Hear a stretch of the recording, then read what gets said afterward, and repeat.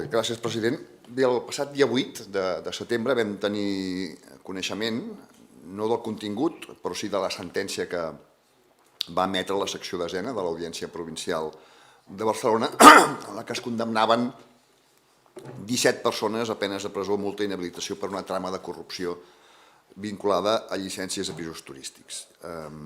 Podem fer altres consideracions a posteriori, però el que li formulem és amb els termes que està entrat per registre, que se'ns informi de quines mesures pensa dur a terme el govern municipal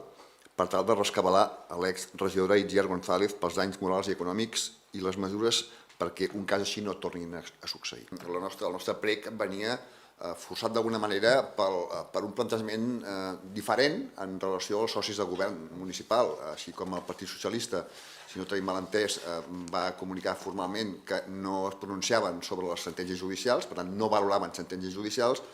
Barcelona en Comú sí que va dir alguna cosa diferent, va dir que tenien previst que l'alcaldessa es reunís amb elles, les dues, també amb la senyora Conesa. Vostè diu que es valorarà de quina manera es faran les properes passes. Les properes passes com es faran en els propers temps per tal de rescabalar, per tal de restituir, per tal d'alguna manera reparar el dany patit per aquestes dues persones. Per tant, jo no sé si el govern en aquest sentit aneu tots a una, perquè una cosa és rescabalar i de quina manera, l'altra és no pronunciar-se sobre la sentència judicial i no entrar en debat. Aquest plec no tenia cap voluntat de reobrir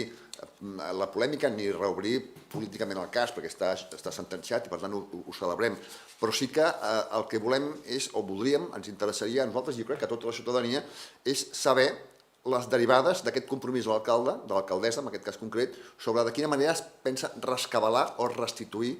a les senyores Itziar González i Lourdes Conesa, perquè jo crec que és important. És important perquè, a més, la senyora Itziar González i el seu equip